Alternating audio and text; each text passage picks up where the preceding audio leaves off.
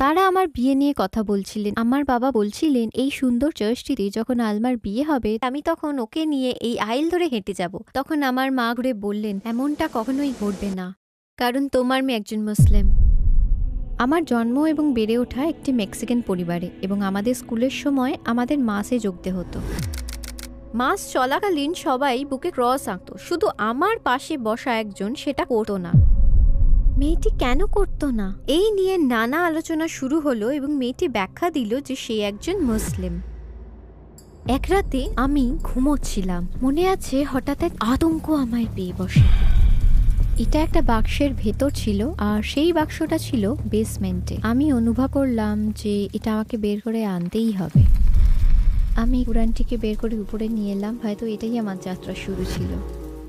খুব একটা সচেতনভাবে নয়, কিন্তু আমি এই বিশ্বাসের প্রেমে পড়ে যাচ্ছিলাম। মসজিদে যাবার জন্য আমি আমার এক বন্ধুর সাথে যোগাযোগ করলাম। আপনি আমাকে একজন পুরুষের জন্য পর্দা করতে বলছেন, যাতে তারা দৃষ্টি অবনত করে নিতে পারে? তাদেরও তো দৃষ্টি অবনত রাখা শেখা দরকার। আসসালামু আলাইকুম বোন আলমা ক্যাম্পাস, আমাদের আমন্ত্রণ গ্রহণ করার জন্য ধন্যবাদ। আপনাকে পেয়ে আমরা ভীষণ খুশি। আলমা ক্যাম্পাসকে এই প্রশ্ন দিয়ে শুরু করতে চাই, আপনার জীবন সম্পর্কে সংক্ষেপে যদি কিছু বলতেন।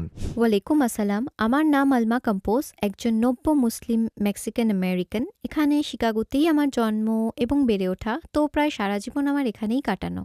আমি একটি ইমিগ্রেন্ট পরিবারের মেয়ে। আমি পরিবারের বড় সন্তান, একমাত্র কন্যা সন্তান, এবং আমি ইসলাম গ্রহণ করি সম্ভবত, আমার ঠিক মনে নেই, তবে আমার মুসলিম হওয়ার প্রায় 25 বছর হয়ে গেছে, অনেকগুলো বছর পার হয়ে গেছে। তো বর্তমানে আমি একটি ইসলামিক স্কুলের ডিরেক্টর অফ অ্যাডমিশন, এবং আমি উহালা ফাউন্ডেশনের কো-ফাউন্ডার। শিকাগো ল্যাটিনো মুসলিমদের নিয়ে এই প্রতিষ্ঠান নিয়ে আমি সত্যি ভীষণ আশাবাদী। বিশ্বাসের দিক থেকে আপনার জীবন কেমন ছিল? আপনি কিসে বিশ্বাস করতেন?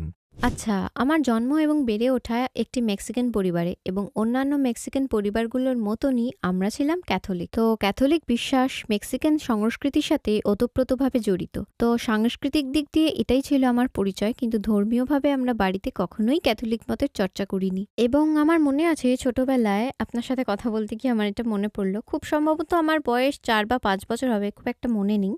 কিন্তু আমার মা সবসময় বলতেন, সৃষ্টিকর্তা সবসময় তোমাকে দেখতে পাচ্ছেন। এবং একটা ছবি ছিল বাড়িতে, যিশুর একটি হলোগ্রাম ছিল। সেই হলোগ্রাম ছবি দেখে আমি ভীষণ ভয় পেতাম, কারণ আমার মনে হতো আমাকে ছবিটা তাড়া করে বেড়াতো।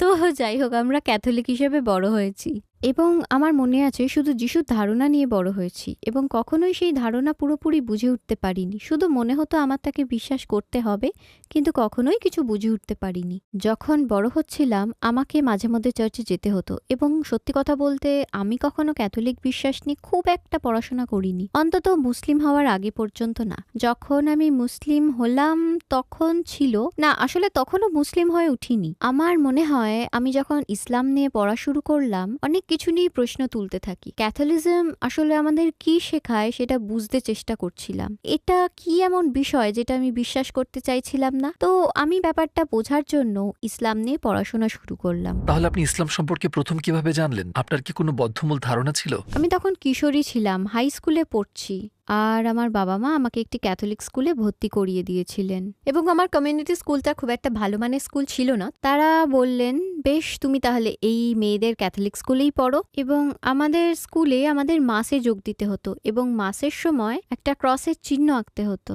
মাসের সময় আমার ঠিক পাশে যে বসতো সে কিন্তু ক্রস চিহ্ন আঁকতো না, আর আমি ভাবতাম সে কেন এমনটা করছে না।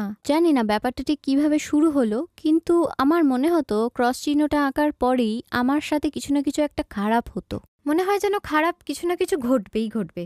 আমার মনে নেই সেগুলো ঠিক কি কি ছিল, কিন্তু আমার শুধু মনে হতো আমার ভালো কোনো অনুভূতি হচ্ছে না। খুব ছোট বা অগুরুত্বপূর্ণ কিছু হতে পারে, কিন্তু আমার জন্য সেই প্রভাব যথেষ্ট ছিল যে আমি ভাবতাম এসব তো ঠিক না, আমার এসব করা উচিত না। আমার বলতে ইচ্ছা হতো এসব করো না প্লিজ। আমি বুঝতে পারতাম না কেন। আমরা যখন মাসে থাকতাম এবং সেই মেয়েটা ক্রস আঁকতো না, তখন আমার মনে হতো, ও মাই গড, এসব কি অদ্ভুত, ও কেন ক্রস আঁকছে না, এই মানুষটা কিসে বিশ্বাস করে। এখান থেকে আলোচনা শুরু হলো, আর মেয়েটি ব্যাখ্যা করলো যে সে একজন মুসলিম। এখন সেই সময় আমরা প্রায় 20 বছর আগের কথা বলছি, মেয়েটি হিজাব করতো না। সে খুব একটা প্র্যাকটিসিং মুসলিম ছিল না, তার মধ্যে এমন কিছুই ছিল না যা দেখে আমি বুঝতে পারতাম মেয়েটি আমাদের চাইতে আলাদা। কিন্তু ওর সাথে কথা বলতে বলতে আমি উপলব্ধি করি যে আরো অনেক ধর্মের অস্তিত্ব রয়েছে আমাদের চারপাশে। আর হাই স্কুলে মেয়েটি আমার সেরা বন্ধু হয়ে ওঠে। আমরা ধর্ম বিষয়ে বেশ গভীর আলোচনা করতাম। সে তার বিশ্বাসের কিছু কিছু বিষয় সম্পর্কে ধারণা দিতে শুরু করলো। সে আমাকে ঈশ্বরের একত্ববাদ নিয়ে বলতে শুরু করলো। বুঝলেন, যিশুর তার নিজের ধর্মের কেমন অবস্থান ছিল।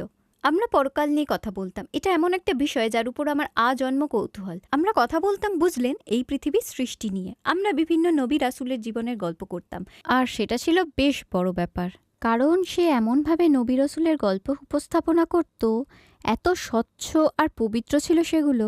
আর সেগুলো চমৎকার কিছু গল্প ছিল। শুনে আপনিও ভাববেন, ওহ, আসলেই তো আমি এই মানুষটার মতন হতে পারতাম। এবং আমি মনে মনে বুঝতে পারছিলাম ছোটবেলা থেকে আমি যেসব ধারণা নিয়ে বড় হয়েছি সেগুলো সব একে একে মিলে যাচ্ছে। সেগুলো ছিল বাইবেলের গল্পগুলোর চাইতে আলাদা। একদম। আমি বাইবেল নিয়ে খুব একটা পড়াশোনা করিনি, কিন্তু জানেন তো, টিনেজ বয়সে দ্বন্দ্ব বিতর্ক আছে এমন জিনিসই সবাই আগ্রহী হয়ে ওঠে। এমন কিছু যেটাতে আপনি প্রশ্ন তুলতে পারেন, বিতর্ক করতে পারেন, সেগুলোই আপনার মনে গেঁথে যায়। আমার মনে আছে কিছু নবীদের জীবনী শোনার সময় তাদের জীবন এমনভাবে ব্যাখ্যা করা হয়েছে, শুনে মনে হতো দারুণ। কিন্তু উনি যদি একজন নবী হন তাহলে তো ব্যাপারগুলো ভীষণ স্পর্শকাতর। তাদেরকে সেইভাবে উপস্থাপন করা, এসব কি সত্যি, আসলেই কি সত্যি? যদি সত্যি হয় তবে তাদেরকে কেন বেছে নেওয়া হয়েছিল? আর তারা যদি আমাদের পথ দেখাতেই এসে থাকেন, তাদের কেন পাঠানো হয়েছিল?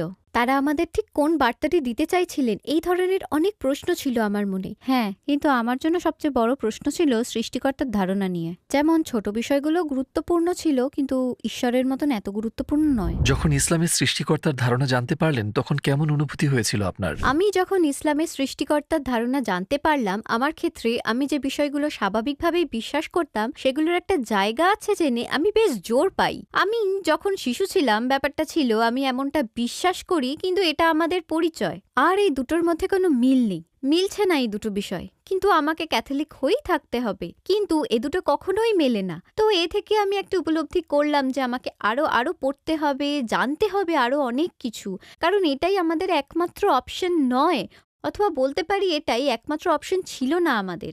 আমি আমার সাংস্কৃতিক প্রেক্ষাপটকে মাথায় রেখে শুধু চেষ্টা করছিলাম আমি যে পরিবারে জন্মগ্রহণ করেছি তাদের দলের অংশ হয়ে থাকতে। তাহলে আপনার ইসলামের পথে যাত্রা কিভাবে শুরু হয়? আমি কখনো ভাবিনি যে আমি এই পথে হাঁটব। আমি কেবলই একজন শিশুর মতন জীবনযাপন করছিলাম, এবং এই আলোচনাগুলো আমাকে ধীরে ধীরে কিন্তু নিশ্চিতভাবে নতুন কিছু শেখার দিকে নিয়ে যাচ্ছিল। আমি এমন কেউ ছিলাম না যে মাশাআল্লাহ শোনামাত্র ইসলাম গ্রহণ করে নেয়। সেটা চমৎকার বটে, কিন্তু আমার জন্য এই প্রক্রিয়ায় ছিল অনেক অনেক প্রশ্ন, অনুসন্ধান, নিজে নিশ্চিত হওয়ার জন্য কোনটা সত্যি কোনটা সত্যি নয়। বুঝলেন তো, বাইবেল কিভাবে এলো, কি ঘটেছিল এখানে, কোথায় জিনিসগুলো আলাদা হলো। এখন আমি বাইবেলের ব্যাপারগুলো বুঝতে পারছি, কারণ কোরআনকে বুঝতে শুরু করেছি এবং সবকিছু একসাথে গাঁথতে পারছি। এবং সবশেষে আমি ইসলাম আর যা কিছুই শিখছিলাম সেটার কাছে ফিরে আসছিলাম। এবং একজন অল্প বয়সী বাচ্চা হিসেবে, কারণ আমি হাই স্কুলে ছিলাম, তো জীবন আমাদেরকে এইভাবে ভিন্ন পথে নিয়ে যায়। আর আমি বারবার এই জিনিসটাই ভাবছিলাম, বেশ, আমি তো একজন মেক্সিকান, আমি একটা সুন্দর পরিবারে জন্মগ্রহণ করেছি, এটা আমাদের পরিচয়, সেটা তোমার পরিচয়, তো এটা চমৎকার, এটা সুন্দর, আমি একে সম্মান করি, বিশ্বাস করি, কিন্তু এটা শুধু তোমাদের জন্য, আমরা অন্যরকম। বুঝলেন তো, আমি মন থেকে নিজের জন্য এই অপশনটাকে একেবারে বাদ দিয়ে দিচ্ছিলাম। আমি জানি না কেন, কিন্তু নিজের জন্য সেই অপশনটা আমি বন্ধ করছিলাম, এবং সেটা বেশ কিছু বছর ধরেই চলছিল। তো আমি যখন কলেজ যেতে শুরু করলাম, এবং জানেনই তো আপনি কলেজে পড়ছেন, বয়স এখনো অনেক তরুণ, আমি খেয়াল করতাম প্রায়ই আমি ইসলাম নিয়ে ভাবছি। আমি দেখলাম আমি ইসলামের পক্ষ নিচ্ছি, মুসলিমদের পক্ষ নিচ্ছি, এবং যখন লোকজনের সম্পর্কে মন্দ কথা বলছে আমি বলে উঠতাম, এক সেকেন্ড থামো, দাঁড়াও, কোনো মুসলিমের সাথে দেখা হয়েছে তোমার? তুমি কি কুরআন পড়েছো? তুমি কি এর সম্পর্কে কিছু জানো? কিন্তু আবারও আমি জানতাম না যে এটা আমার জন্য কিনা। তাহলে সেই আসল ব্যাপারটা কি ছিল যাতে আপনার বিশ্বাস হলো যে ইসলাম সত্য এবং আপনি ইসলাম কবুলের সিদ্ধান্ত নিলেন? এমন কি ঘটলো যে আপনি সিদ্ধান্ত নিলেন? আমি এমনটা বলতে পারবো না যে নির্দিষ্ট কোনো একটা মুহূর্ত ছিল যখন আমি বুঝতে পারি বা আমি নিজেকে বলি এটাই সত্য। আমার মনে হয় এটা আমার জন্য একটা জার্নি ছিল। তো আমার জন্য আমি নিজেকে আবিষ্কার করছিলাম এবং বেড়ে উঠছিলাম। আপনি জানেন, জীবনে সেই সময়টাতে আমি তখন একজন কিশোরী, অথবা আমার বয়স তখন ছিল 20-এর কোঠায়, এবং আপনি বেড়ে উঠছেন, নিজেকে খুঁজে বেড়াচ্ছেন, এবং আরো অনেক কিছু এটা সেটা চলছে জীবনে। এবং সে একই সময় আমি এই সুন্দর ধর্মবিশ্বাস সম্পর্কে জানছিলাম, এবং সচেতনভাবে কিছু না ভেবেও আমি এই বিশ্বাসটাকে ভালোবাসতে শুরু করি। এবং এই সম্পর্কে আমি ঠিকঠাক জানতাম না, বুঝলেন তো। আমি এটা নিয়ে পড়াশোনা শুরু করলাম এবং একটা পর্যায়ে গিয়ে বুঝতে পারি যে এটা আমার হৃদয়ে জায়গা করে নিয়েছে। এবং তখন এমন অনেক ঘটনা ঘটলো এবং শেষ পর্যন্ত আমি বলে উঠলাম, ওহ, এটাই তাহলে সত্য। এটা সেই সময় ছিল যখন আমি বুঝতে পারলাম আমি ইসলামকে ভালোবেসে ফেলেছি, এবং এটাই ছিল আমার জার্নি। তো এরপর কি ঘটলো যাতে আপনি মুসলিম হওয়ার সিদ্ধান্ত নিলেন? তো মুসলিম হওয়া নিয়ে এত বছর ধরে পড়াশোনা করার পর আমি যে ইসলাম নিয়ে পড়াশোনা করছি, ব্যাপারটা আমি বেশ গোপন রাখতাম। আমার এমন অনেক মুসলিম বন্ধু ছিলেন যারা প্র্যাকটিসিং ছিলেন না, বুঝলেন। এবং তাদের একটি বিষয়ে আমি বেশ সম্মান করতাম, সেটা হলো যদিও তারা প্র্যাকটিসিং ছিলেন না, তবুও তারা ধর্মের ঠিক এবং ভুলগুলো নিয়ে বেশ পরিষ্কার ধারণা রাখতেন। জানেন, তারা নিজেদের ভুলকে আড়াল করার চেষ্টা করতেন না, এবং আমার জন্য আমি সত্যিই একে সম্মান করি। আমি এই বিষয়টা সত্যিই সম্মান করি যে তারা তাদের বিশ্বাসে দৃঢ় ছিলেন, সেটা যদি তাদের বিরুদ্ধেও যায় তাও। তো এটা আমাকে বেশ প্রভাবিত করেছিল। আর এই ব্যাপারে আমি নিজে বেশ পড়াশোনা করতাম। আমি কুরআন পড়ছিলাম এবং আর যা কিছুই হাতে পেতাম পড়তাম, গোপনে যদিও। তো এই জার্নিটা আমার জন্য বেশ ব্যক্তিগত একটা ব্যাপার ছিল, এবং আমি ভাবিনি এই যাত্রাটা আমাকে মুসলিম করে তুলবে। এই যাত্রাটা এমন একটা বিষয় নিয়ে ছিল যে ব্যাপারে আমি সবসময়ই আগ্রহী ছিলাম। তো যেটা ঘটেছিল সেটা হচ্ছে, এক রাতে আমি ঘুমোচ্ছিলাম এবং আমার মনে আছে একটা আতঙ্ক আমায় পেয়ে বসে যে আমি কুরআনটা কোথায় রেখেছি।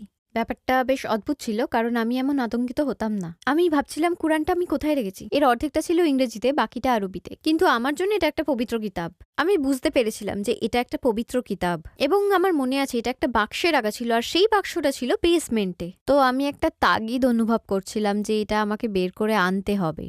এটা সেখানে থাকতে পারে না। আমি এর সম্মানের কথা ভাবছিলাম, সেটা যাই হোক আমি জানি না। মাঝরাতে উঠে আমি বেসমেন্টে যাই, আমি সব বাক্সগুলো ঘেটে দেখি, কুরআনটাকে বের করে আমি উপরে নিয়ে এলাম। তারপর আমি ভাবলাম হয়তো এখন সময় হয়েছে আরো কিছু তথ্য জানার জন্য। চেষ্টা করছিলাম কোনো একটা ক্লাসে যোগ দেওয়ার জন্য, বা এরকম কিছু ইসলামের ধারণাটা আর একটু ঝালিয়ে নেওয়ার জন্য। আমি মসজিদে যাওয়ার জন্য এক বন্ধুর সাথে যোগাযোগ করি। সেটা এক শনিবার বা রবিবার সকাল ছিল। আমরা ঠিক করলাম মসজিদে যাব। তো সেদিন সকালে সুবহানাল্লাহ, যদি কোনো কিছু আমার জীবনটাকে সত্যি বদলে থাকে তো সেটা সেই দিন ছিল।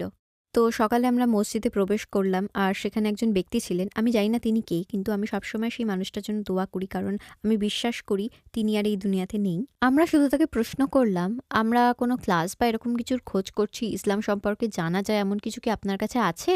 এরপর আমাদের কথাবার্তা শুরু হলো। তিনি আমাকে প্রশ্ন করতে লাগলেন যে আমি ইসলাম সম্পর্কে কি জানি। তো আমি তাকে বললাম যে আমি বেশ কিছু সময় এটা নিয়ে পড়াশোনা করছি। বেশ কয়েক বছর ধরে আমি সাওম পালন করা শুরু করেছি, মানে আমার মতো করে। ঠিক আছে, এটা হয়তো সেরা উপায় ছিল না, কিন্তু আমি সাওম পালন করার চেষ্টা করছিলাম। আর সেই সময় থেকে আমি শুকরের মাংস ছেড়ে দিয়েছি। আমি অ্যালকোহল আছে এরকম কিছু গ্রহণ করা বন্ধ করেছি। তো আমি ছোট ছোট বিষয়ে যা কিছুই শিখছিলাম সেগুলো প্রয়োগ করার চেষ্টা করছিলাম, কারণ আমার সেই কাজগুলো করা উচিত মনে হচ্ছিল এবং আমি করব। তখন তিনি আমাকে বিশ্বাসের রুকানগুলো নিয়ে প্রশ্ন করতে শুরু করলেন। তিনি প্রশ্ন করলেন, তুমি কি এক ঈশ্বরে বিশ্বাস করো? তুমি কি বিশ্বাস করো যিশু একজন রসুল? তুমি কি রসুল মোহাম্মদ সাল্লাল্লাহু আলাইহি ওয়াসাল্লামে বিশ্বাস করো? এবং আমি হ্যাঁ বলে সবকিছুতেই উত্তর দিতে থাকলাম। তখন তিনি আমাকে প্রশ্ন করলেন আমি কেন ইসলাম গ্রহণ করিনি। আর প্রথমবার আমার এই প্রশ্নটা সঠিক মনে হয়েছিল। জানি না কেন। তখন তিনি আমাকে এমন একটা কথা বললেন যা আজও আমার হৃদয় গেঁথে আছে। এই কথাটা আমি আজও মানুষকে বলে বেড়াই। আমরা জানি না আগামীকাল আমাদের জন্য কি বয়ে আনবে। আমরা জানি না এই রুম থেকে বেরোনোর পর আমাদের সাথে কি ঘটবে। আপনি যদি বিশ্বাস করেন, এবং এমন না যে ইসলাম যা বলে আমি সেটার সাথে একমত, বা আমার মনে হয় এটা মুসলিম বিশ্বাসের অঙ্গ, যদি এটাই আপনার বিশ্বাস হয় তাহলে ইসলাম কবুল না করা আপনার সৃষ্টিকর্তাকে অস্বীকার করার শামিল, ঠিক কি না? তো সাথে সাথেই আমি বুঝতে পারলাম বেশ, আমি এতে বিশ্বাস করি, একদম হৃদয় থেকে বিশ্বাস করি। আর এই কাজটা না করার মানে দাঁড়ায় আমি আমার সৃষ্টিকর্তাকে অস্বীকার করছি, আমি রবকে অস্বীকার করছি। এই উপলব্ধিটা বেশ শক্তিশালী ছিল। আমি এটা করতে পারবো না। বোধহয় সেই মুহূর্তে আমি পুরোপুরি বুঝতে পেরেছিলাম আমি যেটা করতে যাচ্ছি, এবং আমার এই জার্নিতে আমার সাথে আর কেউ জড়িত নেই। এটা অন্য কোনো মানুষের বিষয় নয়। এটা আমি আর আমার রব, আমার সৃষ্টিকর্তা আল্লাহ, এবং এই চুক্তিটা আমি তার সাথে অবশ্যই পূর্ণ করতে যাচ্ছি। এই চুক্তি, এই সাক্ষ্য যা আমি দিতে চলেছি সেটা তার জন্য, যেন আমি তাকে বলছি আমি আপনাকে বিশ্বাস করি এবং আপনি আমাকে এই যাত্রায় পথ দেখিয়েছেন যেটা আমাকে এই মুহূর্তটিতে পৌঁছে দিয়েছে, এবং আমার আর কোনো পথ নেই। তারপর আমি ইসলাম কবুল করে নিলাম। খুব সুন্দর একটা মুহূর্ত ছিল, যে যদিও আমি সেটা পরে গিয়ে বুঝতে পারি, এবং তখন আমি মুসলিম হিসাবে যাত্রা শুরু করি। ইসলাম কবুলের সময় আপনার কেমন অনুভূতি হয়েছিল? আমাদেরকে সেই মুহূর্তগুলো নিয়ে কিছু বলবেন কি? আল্লাহ, আমার মনে হয় আমি সেই মুহূর্ত পুরোপুরি উপলব্ধি করতে পারিনি আমি কোথায় পা রাখতে চলেছি। কিন্তু সেই সময় ইসলাম কবুল করা আমার জন্য বেশ গুরুত্বপূর্ণ ছিল। জানেন, বয়স কম ছিল, তখন আমি কলেজ স্টুডেন্ট ছিলাম। আমার মাথায় তখন বিভিন্ন চিন্তা ঘুরে বেড়াতো যে আমি জীবনে কি করতে চাই, আমার কি নিয়ে পড়াশোনা করা উচিত, আমি পেশা হিসেবে কি চাই, আমি কি করতে চাই, আমি কবে বিয়ে করতে চাই। আমার খুব তাড়াতাড়ি বিয়ে করার কোনো পরিকল্পনাই ছিল না। সন্তানের ব্যাপারে সেটাও অবশ্যই না, এবং হুট করে মুসলিম হয়ে যাওয়াটাও না। কিন্তু আমি সেই মোড়ে এসে পৌঁছেছিলাম যেখানে আমাকে জীবনে একটা সিদ্ধান্তে আসতে হতো। বুঝলেন তো, আমাকে আমার ভবিষ্যতের সিদ্ধান্ত নিতে হতো, আমার ভবিষ্যতের লক্ষ্যগুলোর। আর আমি ভীষণ বিভ্রান্ত ছিলাম, কি করতে হবে আমি কিছুই বুঝতে পারছিলাম না। আগামীকালের শেষ কোথায়, আমার মাথায় অনেক কিছু একসাথে চলছিল। এবং যেই মুহূর্তে আমি ইসলাম কবুল করি, এটা সুবহান আল্লাহ, আল্লাহই একমাত্র এটা করার ক্ষমতা রাখেন, কিন্তু আমার জীবনের সব টুকরোগুলো একটি বিন্দুতে এসে মিলে গেল, সব কিছু মিলেমিশে গেল। পরিবার ও আশেপাশের মানুষের প্রতিক্রিয়া কি ছিল? ইসলাম কবুল করার পর আমি কাউকে জানাইনি যে আমি মুসলিম। আর মানুষ জানলেও আমার কোনো সমস্যা ছিল না, তারা যদি জানে আমার দিক থেকে কোনো অসুবিধা ছিল না। কিন্তু আমার ইসলাম কবুলের সেই প্রথম দিককার সময় আমি মানুষকে বলিনি যে আমি মুসলিম, তাই আমি আমার পরিবারকেও জানতে দিইনি। আমি জানতে দিইনি কারণ আমার মনে হয় কিছু মানুষের জন্য নিজের মনকে শক্ত করাটা বেশি গুরুত্বপূর্ণ, বিশেষ করে আপনি যদি একা পথ চলে থাকেন। আপনাকে নিজের অবস্থান খুঁজে বের করতে হবে, এই ধর্মে নিজেকে শক্ত করে নিতে হবে এবং আরো বেশি জানতে হবে কোনো রকম আলোচনায় জড়ানোর আগে। এবং ব্যক্তিগতভাবে আমি কোনো বিতর্কে জড়াতে চাইনি। আমি চাইনি কেউ কোনো মন্তব্য করুক, যেমন আমি চাইনি কেউ কোনো রকম মতামত দিক বা বলুক যে আমি ভুল করছি বা কেন আমি এমনটা করলাম, অথবা ভালোবেসেই আমাকে নানা রকম প্রশ্ন করুক। তারা হয়তো আমাকে প্রশ্নগুলো করতো কারণ তারা আমাকে ভালোবাসে, আমাকে নিয়ে চিন্তিত, এসব তাদের জন্য নতুন, কিন্তু আমি জানতাম আমি কি করছি। এবং যেমনটা আমি আগেও বলেছি, এটা সম্পূর্ণভাবে আমার এবং সৃষ্টিকর্তার মধ্যের ব্যাপার, আর আমি চাইনি এর মাঝে কেউ আসুক। আমার মনে হয়েছিল দিনের শেষে আমি যা কিছু করছি এবং যা কিছু করব সেটা নিয়ে আমাকে আমার সৃষ্টিকর্তার সামনে গিয়ে দাঁড়াতে হবে, এবং সেটাতে আর অন্য কারোর ভূমিকা নেই, তাই আমি কাউকে জানাইনি। আবার আমি খানিকটা ভয়ও পেয়েছিলাম মানুষকে বলতে কিন্তু আমার পরিবার যেভাবে জানতে পারলো, মনে হয় না তাদের এসব মনে আছে, কিন্তু আমার মনে আছে। আমরা সবাই ডিনারে বাইরে গেছিলাম এবং আমরা একটু রেস্টুরেন্টে বসেছিলাম, এবং আমার পরিবারে আমি একটি মেয়ে, সবচেয়ে বড় মেয়ে আমি, একমাত্র মেয়ে, তাই আমার বাবার জন্য, বুঝলেন তো, আমি তার ছোট্ট মেয়ে। বিয়ে নিয়ে সবাই আলোচনা করছিল। আমার বাবা বলছিলেন এই চমৎকার চার্চটিতে যখন আলমার বিয়ে হবে আমি তখন ওকে নিয়ে এই আইল ধরে হেঁটে যাব। আমার বিয়ে নিয়ে বাবার অনেক অনেক পরিকল্পনা ছিল। আমি চুপচাপ ছিলাম এবং নিজের মতন খাবার খাচ্ছিলাম, তাদেরকে আলোচনা চালিয়ে দিতে দিচ্ছিলাম। তখন আমার মা ঘুরে বললেন এটা কখনোই ঘটবে না। তো স্বাভাবিকভাবেই আমার বাবা প্রতিক্রিয়া দেখিয়ে বললেন কেন হবে না। তখন মা বললেন কারণ তোমার মেয়ে একজন মুসলিম। তো আমি একটু তাড়াতাড়ি খেতে শুরু করে দিয়েছিলাম। মনে হয় মা আমাকে দেখেছেন সালাত আদায় করতে নিজের রুমে, এবং তখন তিনি বুঝতে পারলেন যে আমি ইসলাম গ্রহণ করে মুসলিম হয়েছি। কিন্তু আমার মনে হয় বেশ লম্বা সময় ধরে ওনারা ভাবছিলেন যে এটা আমার একটা খেয়াল, আর হয়তো আমার বয়সের কারণে এবং ওই সময়টাতে আমি যেরকম ছিলাম সেটা ভেবে আমি যে কোনো কিছু নিয়ে খুব উৎসাহী হয়ে পড়ি, আর এটা হয়তো সেরকমই একটা ব্যাপার। আমি খুব প্রোটেক্টিভ হয়ে পড়ি, তো আমি আমার ধর্মের পক্ষ নিতে থাকি। আমি আমার ধর্মকে হারানোর ভয় পাচ্ছিলাম, আমি যা যা পেয়েছি সব হারানোর ভয় পাচ্ছিলাম। কিন্তু আমার সব সিদ্ধান্তগুলো নিয়ে তারা খুব শ্রদ্ধাশীল ছিলেন। তারা এত কিছু না বুঝলেও তারা আমার পরিবার। যখন কেউ ইসলাম কবুল করে আমরা তাকে প্রশ্ন করি আপনার পরিবারের প্রতিক্রিয়া কি, তারা আপনার সাথে কেমন ব্যবহার করছে, আপনার বাড়িতে পরিস্থিতি কেমন। এবং সুবহানাল্লাহ, এখন আমার মুসলিম হওয়ার এতগুলো বছর পর আমার মনে হয় এই প্রশ্নগুলো বেশি গুরুত্বপূর্ণ যে আপনার পরিবারের সাথে সম্পর্ক কেমন, তাদের জীবনে ইসলামকে কিভাবে নিয়ে আসছেন, তাদের কাছে ইসলামকে কিভাবে তুলে ধরছেন, কারণ তারা আপনাকে ভালোবাসে এবং এজন্যই তারা ভীত। তারা ভাবছে যে আপনি সম্পূর্ণ ভিন্ন একটি পথ বেছে নিচ্ছেন। এবং এই কথাগুলো আমি এখন বুঝতে পারছি, কারণ তখন আমি খুব একটা ভালো উপমা তৈরি করিনি, কিন্তু এখন আমি সামলে নিচ্ছি। তো আপনার বাবা কেমন প্রতিক্রিয়া দেখিয়েছিলেন? জানেন, আমার মনে হয় তারা স্বাভাবিক ছিলেন। তারা ভেবেছিলেন এটা আমার সাময়িক একটা খেয়াল। তারা দেখতে চাইছিলেন ইসলাম আমার মধ্যে কি কি পরিবর্তন আনে, আমার মধ্যে আর কি পরিবর্তন আসতে পারে মুসলিম হওয়ার পর। তারা যে পরিবর্তনগুলো দেখেছিলেন আমার মধ্যে তা সবই ইতিবাচক, তাই তারা খুশি ছিলেন। কিন্তু তারপর আমি সিদ্ধান্ত নিলাম আমার ব্যবসাটাকে বিক্রি করে মধ্যপ্রাচ্যের দিকে চলে যাব, যাতে আমি পড়াশোনা করতে পারি। আমি জানি না কিভাবে এসব করেছিলাম, বাবা মাকে এসবের মধ্যে কিভাবে এনেছিলাম জানি না। আমি কল্পনাও করতে পারি না আমার সন্তান আমার সাথে এমন করছে। ভাবতে অবাক লাগে আমি কতটা সাহসী ছিলাম সেই সময়। কিন্তু আমি বুঝেছিলাম একমাত্র এই সময়ই আমার পক্ষে এটা করা সম্ভব। অর্থনৈতিকভাবে এটা আমি করতে পারি। আমি যে ব্যবসায় জড়িত ছিলাম, আমি একজন মর্টগেজ ব্রোকারের সাথে পার্টনারশিপে ছিলাম এবং আমি বুঝতে পারি যে সুদ হারাম। তাই আমি ব্যবসা থেকে বের হয়ে যাই। তাই আমি ঠিক করলাম, ঠিক আছে, আমার অংশটা তারা কিনে নিক। আমার হাতে ভ্রমণের জন্য পর্যাপ্ত টাকা আসবে, বাইরে থেকে নিজেকে খুঁজে বের করতে পারবো। কারণ আমি এখানকার জীবনের থেকে নিজেকে ছিন্ন করতে চাইছিলাম। আমি নিজের মতন বাঁচতে চেয়েছিলাম এবং নিজেকে খুঁজে বের করতে চেয়েছিলাম। এবং আমি এই ধর্মটাকে এমনভাবে বুঝতে চেয়েছিলাম যাতে আমার সাথে মানিয়ে যায়। তো আমি যখন সেই যাত্রা শুরু করলাম, সেটা তাদের জন্য বেশ কঠিন ছিল, জানেন তো। আমার যাওয়া নিয়ে তারা খুব আতঙ্কিত ছিলেন, কারণ আমি সেখানে কাউকে চিনতাম না, ভাষা জানতাম না, ভ্রমণের কোনো অভিজ্ঞতা ছিল না, ফেস টাইম ছিল না। শুধু চিঠি পাঠানো যেত, কিন্তু সেই চিঠি পেতে প্রায় 2 সপ্তাহ লেগে যেত। আর ফোন কল করতে সেই কলিং কার্ড লাগতো। এখন যখন আমার মনে পড়ে, জানেন, আমি যখন ইসলাম নিয়ে পড়াশোনা করতাম, হিজাব নিয়ে কোনো রকম বর্ণনা দেখলেই আমি পাতা উল্টে দিতাম। যেন এসব আমার জানারই দরকার ছিল না। এটা এমন একটা ব্যাপার ছিল যেটা আমি করতে চাইতাম না। এটা আমার জন্য খুব অজানা একটা বিষয় ছিল এতদিন পর্যন্ত নিজের সম্পর্কে যা জেনে এসেছি সেই তুলনায়। যেমন আমার পরিবারে কেউ কখনো হিজাব করেনি, সেই সময় আমি যা কিছুই করতে চেয়েছিলাম হিজাব অনেক অনেক দূরে ছিল এবং বেশ কিছু সময় ধরে এমনটা চলল। তো তখন আমি অনেক শালীন পোশাক পরতে শুরু করলাম, যেমন লম্বা হাতের জামা।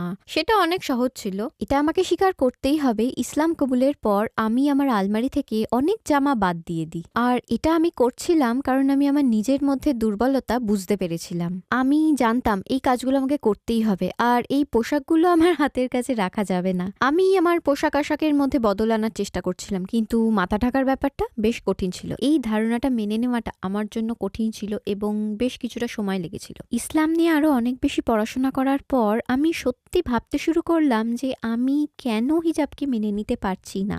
আমাকে সত্যি এটা নিয়ে ভাবতে হয়েছিল যে আমি কেন এই বিষয়টা নিয়ে পড়াশোনাও করতে রাজি নই, এটা নিয়ে কিছু শুনতেও চাইনি এবং কোনো উদাহরণও শুনতে চাই না। আমি কেন এটাকে প্রত্যাখ্যান করছিলাম।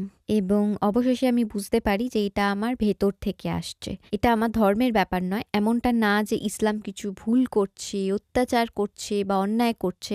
কারণ সেই সময় আমার মাথায় এটাই চলছিল যে এটা অত্যাচার, এটা ভালো কিছু নয়।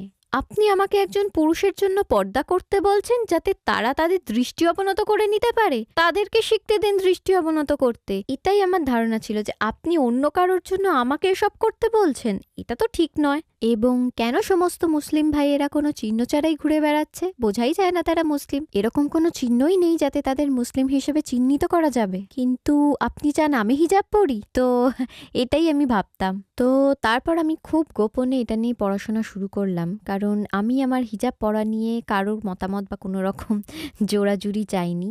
আর আমার মনে নেই সেটা ঠিক কী ছিল, কিন্তু আমি একটা লেকচার শুনেছিলাম এবং সেটা শোনার পর আমি বুঝতে পারলাম যে আমাকে হিজাব অন্য কারোর জন্য পড়তে হবে না, একমাত্র আল্লাহ বলেছেন, তাই আমার এটা পড়া উচিত। এবং এই পর্যন্ত আমি যা কিছু পড়াশোনা করেছি বা গবেষণা করেছি সেই সব যদি যৌক্তিক হয়, সেইগুলো যদি সব ভালোর জন্য হয়ে থাকে, তাহলে আমি এটা কেন করছি না? এটা আমার করা উচিত। এবং আমি সিদ্ধান্ত নিই যে যেদিন আমি আবারও জর্ডানের উদ্দেশ্যে যাত্রা করব, আমার সমাজ এবং এই কমিউনিটি থেকে আলাদা হব, সেদিন থেকেই আমি প্রথমবারের মতন হিজাব পরতে শুরু করব এবং আমি সেটাই করেছিলাম।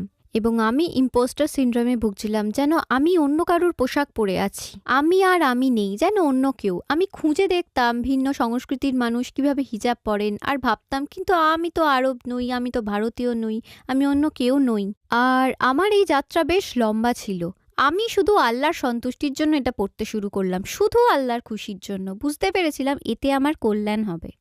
এবং আমি হিজাব পরার পর বুঝতে পারলাম এটা আমার জীবনে কিভাবে প্রভাব ফেলেছে।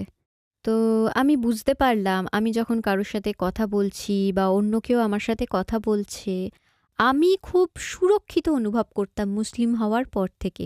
আমাকে কিছুই বলতে হতো না। হিজাবের কারণে কোনো কঠিন পরিস্থিতিতে পড়তে হয়েছে? অবশ্যই আমি ঝামেলায় পড়েছিলাম হিজাব পরার পর। একটা মজার ব্যাপার হলো, একজন পুরুষকে দেখে বোঝা যায় না যে সে একজন মুসলিম। সে কিন্তু কোনো চিহ্ন ছাড়াই সাধারণভাবেই জীবনযাপন করতে পারে। আমার ক্ষেত্রে ব্যক্তিগতভাবে আমি হিজাবের জন্য বেশ কিছু সমস্যাতে পড়েছিলাম। হিজাব পরার জন্য আমার দিকে অনেকে আঙুল তুলেছিল, তবে আলহামদুলিল্লাহ বড় কোনো ঘটনা ঘটেনি। তো একবার যখন আমি মেক্সিকোতে ছিলাম, আমি আমার পরিবারের সাথে ঘুরতে গেছিলাম। আমার মা, বাবা, স্বামী, সন্তানরা সঙ্গে ছিল। আমরা মেক্সিকো শহরটা পরিদর্শন করছিলাম এবং একটি বিল্ডিং এর দিকে যাই। আর আমি আমার মাকে বলছিলাম, ইসলামের সাথে জড়িয়ে মেক্সিকোর প্রচুর ইতিহাস রয়েছে। যেমন মুসলিমরা এখানে এসেছিলেন এবং এই সবকিছু তৈরি করার পেছনে তাদের অবদান আছে। আমি মাকে বলছিলাম আমাদের ইতিহাসকে অস্বীকার করা হয়েছে। যাই হোক, তো আমরা একটা বিল্ডিং এ যাচ্ছিলাম আর সেটা একটি সরকারি ভবন ছিল আর আমি হিজাব পরেছিলাম। একটি লোক আমাকে বললেন, শুনুন, আপনি ভেতরে যেতে পারবেন না, ওটা খুলতে হবে। স্বাভাবিকভাবেই আমি বললাম, সম্ভব না, এটা একটি ধর্মীয় পোশাক, এটা আমি কিভাবে খুলে নেব? তিনি বললেন, দুঃখিত, এখানে টুপি বা এরকম কিছু পরে প্রবেশ করা নিষিদ্ধ। তখন আমি বললাম, আপনি কি মেরিকে বিশ্বাস করেন? তিনি বললেন, হ্যাঁ। তখন আমি বললাম, হ্যালো, মেরিকে মনে আছে? আমি মেরির মতন পোশাক পরেছি, আর আপনি আমাকে ভেতরে আসতে দেবেন না? তখন তিনি বললেন, ঠিক আছে, যান যান, ভেতরে ঘুরে আসুন। একজন ইসলাম কবুলকারী নারী হিসেবে আপনি কি মনে করেন যে এই ধর্ম নারীকে অবমূল্যায়ন করে? একজন নারী যখন ইসলাম কবুল করে, এই ধর্ম কি নারীকে অবমূল্যায়ন করে? একদমই না, একদমই না। আমি বুঝতে পারছি মানুষ এরকম ভাববে, এটাই তাদের ধারণা। কিন্তু আপনি যখন সত্যিই এই ধর্মটা নিয়ে পড়াশোনা করবেন, আপনি বুঝতে পারবেন এই ধর্মে নারীকে কিভাবে সম্মান করা হয়েছে। আর আমার এটা দেখে ভীষণ ভালো লেগেছিল। এমনকি ইতিহাস থেকে জানতে পারি, আমাদের রসুল মোহাম্মদ সাল্লাল্লাহু আলাইহি ওয়াসাল্লামের সময় নারীদের প্রতি সম্মান দেখে আমি অবাক হয়ে যাই। মানে অবশ্যই একদমই ওনার শুরুর সময় থেকে। এবং সাংস্কৃতিক দিক দিয়ে আমার মনে হয় ইসলামকে আমরা আরো ভালোভাবে বুঝতে পারছি গাজাতে যে ঘটনাগুলো ঘটছে তার পরিপ্রেক্ষিতে। আমরা দেখতে পাচ্ছি খুব কঠিন সময়ে দাঁড়িয়েও পুরুষেরা ঠিক কেমন আচরণ করছেন, কিভাবে তারা রক্ষা করছেন তাদের পরিবারের, নারীদের, সন্তানদের, তাদের কমিউনিটিকে। তাদের ভেতরের কোমলতা পরিস্ফুট হচ্ছে এবং নারীদের ভূমিকাও দেখতে পাচ্ছেন। তো ইসলামের পথে আসার আগে আমারও এই ভুল ধারণা ছিল যে এই ধর্মে নারীদের অবমাননা করা হয়। এ বিষয়ে পড়াশোনা করে এবং নিজে জীবনযাপন করে আমি গ্যারান্টি দিয়ে বলতে পারি ব্যাপারটা একদমই ওরকম না। অনেকেই মনে করেন মুসলিম হবার পর আপনি আরবদের মতো হয়ে যান, নিজের নাম পাল্টে ফেলবেন, পোশাক পাল্টে ফেলবেন, নিজের সংস্কৃতি বদলাবেন। হ্যাঁ, তো একই সাথে মুসলিম হওয়া এবং নিজের সংস্কৃতি নিয়ে বাঁচা কি সম্ভব? আপনি কি একজন মেক্সিকান মুসলিম হতে পারেন? হ্যাঁ, ঠিক আছে। তো আমি মনে করি যে মানুষের মনে সবচেয়ে বড় একটা ভুল ধারণা হলো, আপনি যখন ইসলাম কবুল করেন, আপনি একজন আরব হয়ে যান অথবা এমন একটা অন্য সংস্কৃতির অংশ হয়ে যান যেটা আসলে আপনার পরিচয় নয়। সত্যি বলতে প্রায় ২০ বছর আগে আমি যখন ইসলামের পথে আসি, তখন আমি কোনো নব্য মুসলিম, ধর্মান্তরিত বা ল্যাটিনো মুসলিম পাইনি। আর এটা আমার জন্য ব্যাপারটা বেশ কঠিন ছিল। এখন ব্যাপারটা একদমই আলাদা। সময় বদলেছে। এই সোশ্যাল মিডিয়ার যুগে বিভিন্ন প্ল্যাটফর্মে, গ্রুপের দরুন মানুষ সচেতন হচ্ছে ইসলাম সম্পর্কে। এবং আমরা এখন বুঝতে পারছি যে ইসলাম গ্রহণ করলে আপনাকে একজন আরব হতে হবে না, আপনাকে ভারতীয় হতে হবে না, আপনাকে রাশিয়ান হতে হবে না। আপনি যেমন আপনি তেমনই থাকতে পারেন। এই ধর্মের সৃষ্টি মানব জাতির জন্য এবং আপনি তারই অংশ। ব্যক্তিগতভাবে সেই সময়টা আমার জন্য বেশ কঠিন ছিল। এবং আমার মনে পড়ে সেই সময় আমার মনে হতো আমি একমাত্র নব্য মুসলিম এখানে, আর কোনো নব্য মুসলিম নেই, আর কেউ ইসলামের পথে আসেনি কখনো। আমি সেই সময় এমন কাউকে খুঁজেছিলাম যে আমার এই জার্নিটাকে বুঝতে পারবে, আমার প্রশ্নগুলোকে বুঝবে, আমার সমস্যাগুলো বুঝবে, বুঝতে পারবে আমার পুরো অভিজ্ঞতা।